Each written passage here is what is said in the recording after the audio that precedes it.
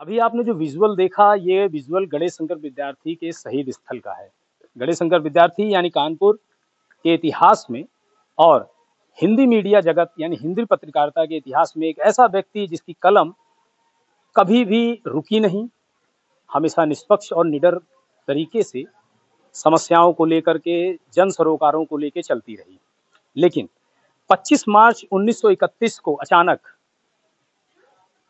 कुछ ऐसा घटित हुआ इस कानपुर शहर में, जिसने उस कलम को हमेशा के लिए शांत कर दिया, उसकी स्याही को हमेशा के लिए सुखा कि मैं इस वक्त जहाँ पे खड़ा हूँ, यही वो जगह है चौबे गोला, जहाँ पे गणेश शंकर विद्यार्थी के शरीर का एक एक कतरा खून का यहीं पे गिरा था और सूख गया था। और इसकी स्थिति आप मेरे पीछे देख रहे हो। मैं थोड़ा सा कहूँगा आप दिखाएं विजुअल पहले बात करने से पहले। ऐसी जगह जहाँ पे एक स्मारक होना चाहिए था, एक यादगार तरीके से, जहाँ पे कानपुर वासी आते और अपने इस हीरो को, खास करके मेरे मीडिया के भाई बंधु आते, अपने इस हीरो को, कलम के हीरो को याद करते। लेकिन यहाँ पे ऐसा कुछ भी नहीं है। मैं आपको बताऊं, पहले जो आपने शुरुआती दौर में विजुअल देखा था, केवल वही एक विजुअल, एक छोटी सी ऊपर मूर्ति, वो भी शायद उनके शहीद होने के बाद। मेरे साथ दो लोग हैं यहाँ पर, मेरे एक तरफ हैं निन्नी पांडे जी हैं, पूरे शहर के एकमात्र ऐसे व्यक्ति हैं जो शहर में कहीं भी किसी भी शहीद की प्रतिमा लगी हो तो उसकी पुण्यतिथि पर और उसके जन्मदिन पर जा करके उसे दूध से स्नान कराना, उस पर माल्यार्पण करना, पुष्प चढ़ाना, ये करने वाले। यानी कुल मिला के आप देखिए, इतनी बड़ी जनसंख्या के बीच में, इतनी बड़ी बड़ी बातों के बीच में, क्रांतिकारी लोग, शहीदों की बातें, राष्ट्रवाद की बातें, उन सब के बीच में एक अकेला व्यक्ति है जो आपको हर पुण्यतिथि और हर जन्मदिन पे आपको किसी शहर के, जिस कह सकते हैं ऐतिहासिक व्यक्ति का जन्मदिन या पुण्यतिथि होती है, आपको उसकी मूर्ति के पास मिलेंगे। तो ये बताइए पांडे जी, आज का दिन, आज आप यहाँ मौजूद हैं, हमें मिल गए अचानक, आज का दिन क्या मायने रखता है आपके लिए? आज का दिन हम समझते हैं कि इतिहास का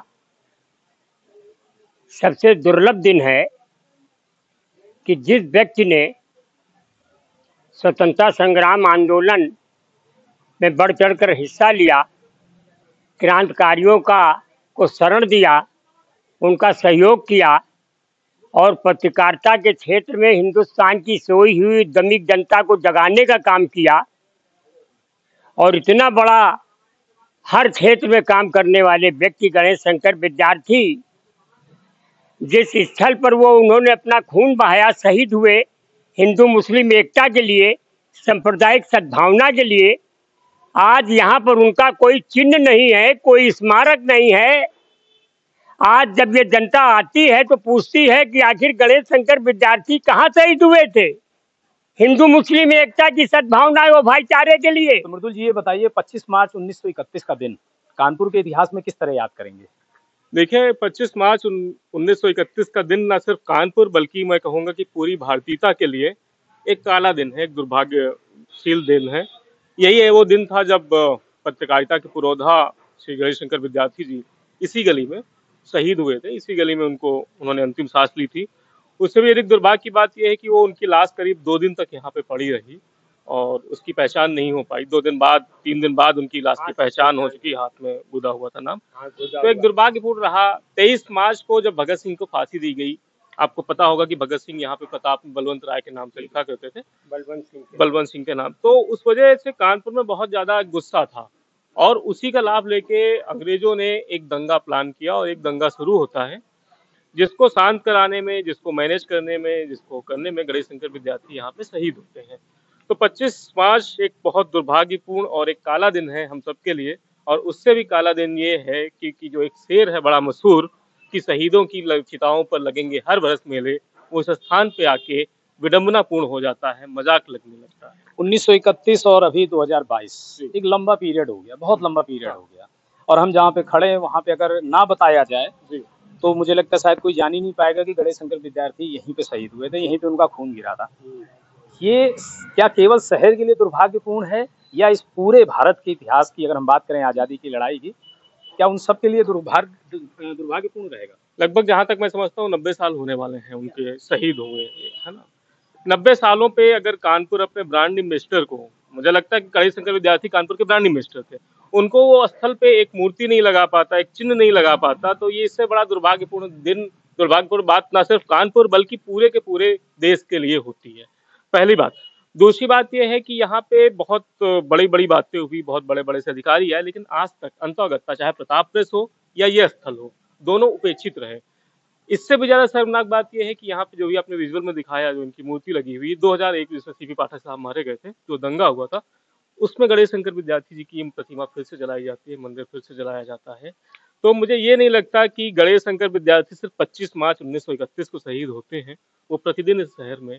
अच्छा, ऐसा अभी आपने एक बात बोली, जब सीपी पाठक जी की यहाँ पे हुई थी हत्या, तो गणेश शंकर विद्यार्थी जी की मूर्ति और ये जो विजुअल हमने दिखाया, ये फिर से चला दिया गया था। क्या कुछ व्यक्तिगत कारण है क्या गणेश शंकर विद्यार्थी को लेकर? भाई वो तो जा चुके हैं ना, शहीद हो चुके हैं।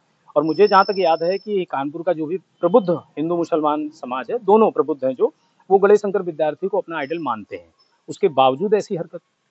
अतुल, दंगों का मतलब क्या है? नफरत। नफरत ऐसे लोगों को, ऐसी शख्सियतों को, ऐसे चिन्ह को ढूंढती है जो प्रेम की बात करते हैं, सद्भाव की बात करते हैं। गणेश शंकर विद्यार्थी एक सद्भाव का प्रतीक थे, प्रेम के प्रतीक थे, तो उनपे हमला होना तो एक स्वाभाविक सी बात थी, चाहे वो जिंदा हो या मुर्दा हो या उनका चिन्ह हो। तो हर दंगे में, हर उसमें, उत्पात में ऐसे लोग हमेशा मारे जाएंगे, शहीद होंगे, उनके स्थल जलाएंगे। क्या लगता है आपको कि उस दिन क्या हुआ होगा? गणेश शंकर विद्यार्थी जब निकले थे लोगों को शांत कराने, और जब उन्होंने खुद को समर्पित कर दिया उन दंगाइयों के आगे, कौन लोग थे आखिर? वो कौन लोग थे जिन्होंने एक निष्पक्ष कलमकार के ऊपर जो है प्रहार करके उसकी हत्या कर दी? देखिए, 2 दिन से शहर में दंगा भड़का हुआ था। अगर ऐतिहासिक तथ्यों की, इसके 2 पहलू हैं। एक ऐतिहासिक तथ्यों की बात करें तो 23 मार्च से दंगा भड़कता है, 24 मार्च को अपने रौद्र रूप में आता है, और उस वक्त लाहौर में कॉन्फ्रेंस चल रही होती है, तो तमाम शहर के जो बड़े नेता हैं, देश के बड़े नेता, वो वहाँ पे होते हैं। उस वक्त पुलिस प्रशासन को भी बहुत अच्छी छूट मिली होती है सारी चीजों को। तो 24 मार्च भी पूरा दिन गणेश शंकर विद्यार्थी जी लगे रहते हैं दंगे साथ कराने में। 23 मार्च को उनके पास सूरज ढलने के टाइम की वो वक्त था जब खबर आती है कि यहाँ कुछ लोग फंसे हुए हैं, उनको बचाने के लिए आते हैं, और यहाँ पे एक मिक्स भीड़ होती है जिसके तहत वो मारे जाते हैं। कुछ नाम भी बाद में निकल आते हैं, लेकिन उनकी कभी प्रमाणिक पुष्टि नहीं हो पाई, क्योंकि प्रशासन का नियत दंगा था, जिन्होंने ये इसको अंजाम दिया। हालांकि गणेश शंकर जी ने कहा, अरे तुम क्यों हम पे हमला कर रहे हो? मैं तो तुम्हारी सेवा के लिए आया हूँ, तुमको बचाने के लिए आया हूँ, हैं? तुमको हमारी जान चाहिए तो ले लो हमारी जान, मगर एकता तो बनाए रखो, सांप्रदायिक सद्भावना तो बनाए रखो। लेकिन वो एकता गणेश जी के साथ शायद चली भी गई। बड़ा मजेदार, साथियों ने उनको मना किया कि आप वहाँ मत जाइए, आग जल रही है, दंगे हो रहे हैं, कौन क्या कर दे नहीं मालूम। उसके बावजूद भी वो बोले कुछ नहीं होगा, हम तो सद्भावना और भाईचारा बनाए रखने के लिए लोगों की जान बचाने। शायद यही पत्रकारिता का पहला धर्म था कि आप सिर्फ खबर ना लिखें, उस खबर के साथ साथ उस समस्या के लिए भी दौड़ें। लेकिन उन्हें कब पता था कि खबर लिखने वाला ही खबर बन जाएगा? उस दिन आपको मजेदार बात यह है कि यहाँ से कानपुर प्रशासन जो है, इनकी मृत्यु के बाद सिर्फ एक लाइन का तार करता है अपने डिस्ट्रिक्ट में, अपने हेडक्वार्टर में, और उस तार में सिर्फ एक लाइन लिखती है, silence the voice of Pratap, यानी प्रताप की आवाज शांत कर दी गई। और मुझे लगता है कि उस आवाज के शांत होने के बाद पत्रकारिता ने बहुत कुछ खोया देश में। लेकिन उस एक लाइन में, इस एक लाइन में मुझे लगता है शायद बहुत बड़ा सार छुपा हुआ था। बिल्कुल, मुझे लगता है कि अब देखिए, आज भी फील खाना जहाँ से अखबार निकलता था, क्या सरकार के पास इतना पैसा नहीं कि फील खाने की जमीन को खरीद के उसको स्मारक के रूप में बनावे और वहां से गणेश शंकर विद्यार्थी पर शोध किया जाए? ये जायज सवाल है कि प्रशासन को ये चाहिए करना, वो उसको खरीद ले, इतने बड़े करोड़पति कानपुर में रहते हैं, उस जमीन को खरीद ले, उस वहां पर गणेश शंकर विद्यार्थी का ऐतिहासिक धरोहर है वो, जहां से उन्होंने प्रताप प्रेस निकाल कर हिंदुस्तान को क्रांतिकारियों, हिंदुस्तान के लोगों को देश की आज़ादी में जोड़ने का महत्वपूर्ण काम किया। अपने अखबार से अंग्रेजों के खिलाफ उन्होंने धारदार कलम से उनकी बखिया उधेड़ देने का काम किया था। नौजवानों, बड़ी विडंबना की यहाँ पे एक सवाल और मन में आता है, आप बताइए, चूंकि आप स्वयं कलमकार हैं, लिखते रहते हैं, वर्तमान में पत्रकारिता और गणेश शंकर विद्यार्थी की कलम, सामंजस्य की अगर हम बात करें तो क्या लगता है कि आज के पत्रकार एक तरफ कहते तो हैं कि वो हिंदी पत्रकारिता के पितामह थे, मूर्धन्य कलमकार थे, बेबाक थे, निडर थे, निष्पक्ष थे, क्या उसका अंश आज के समय के जो पत्रकार हैं उनकी पत्रकारिता में महसूस हुआ? दूर दूर तक ना किसी पत्रकार में दिखता है, ना ही किसी पत्र में दिखता है। कितनी बड़ी विडंबनापूर्ण बात यह है कि आज गणेश शंकर विद्यार्थी का शहीद दिवस है और पत्रकारिता जगत, शहर की पत्रकारिता जगत में कोई हलचल नहीं है। किसी अखबार में आपको 2 पेज की एक कॉलम में इनके लिए खबर दिखी लग जाए, उससे अधिक कुछ नहीं दिखने वाला। सवाल ये है कि गणेश शंकर विद्यार्थी क्या सिर्फ 25 मार्च 1931 को मरते हैं, या वो हर रोज मरते हैं जब पत्रकारिता दलाली में बदलती है, या वो हर रोज मरते हैं जब शहर में से 10 में से 7 युवा पीढ़ी उनका नाम नहीं सुनती है, या वो हर रोज मरते हैं जब उनके नाम का बने हुए मेडिकल कॉलेज में पुलिस और छात्रों के बीच लाठियां चलती हैं। आज बहुत जगह ऐसी इससे है अधिक क्या विडंबना होगी? मूर्ति उनकी लगी है, जैसा कि पिछली बार हुआ कि गणेश शंकर मेडिकल कॉलेज में किसी ने माला तक नहीं डाला गया। तो आज बहुत जगह ऐसी हैं जहां उन पर माला नहीं डाला जाएगा। और जो पत्रकारिता की जो भावना थी आज़ादी के समय में, वो भावना और आज की भावना में जमीन आसमान का फर्क है। ये फर्क वैसे क्या लगता है क्यों आ रहा होगा? देखिए, वर्तमान पहले जो पत्रकारिता थी वो एक मिशन थी, एक सेवा भाव था। और आप चूंकि आज की डेट में खुद पत्रकारिता वही हाल राजनीति में है कि पहले जो राजनीति थी वो सेवा भाव थी। अब वो लोग ऐसे थे, गणेश शंकर विद्यार्थी हुए, रफी अहमद किदवई और तुम्हारे शास्त्री जी, कि जिनके पास पैसा नहीं था, जो पैसा था वो भी गरीबों को दे देते थे। और आज की राजनीति सेवा की नहीं है। आज 1 करोड़ रुपया लगाएंगे तो 10 करोड़ पैदा करेंगे। बिल्कुल वो रहेगा, लेकिन इस सवाल का जवाब आप मुझे थोड़ा सा दीजिए कि क्या कारण है, जिस उस चर्चा हम पूरी कर लेते हैं। जो पत्रकारिता जब सेवा भाव से जब टारगेट में बदल गई, जब कॉर्पोरेट में बदल गई, जब आपको होने लगा कि आपके मंच का इतना टारगेट है, जब आपके व्यक्तिगत स्वार्थ आपके ऊपर हावी होने लगे, तो पत्रकारिता धीरे धीरे करके एक दूसरा स्वरूप ले लिया, एक कॉर्पोरेट कल्चर में बदल गई।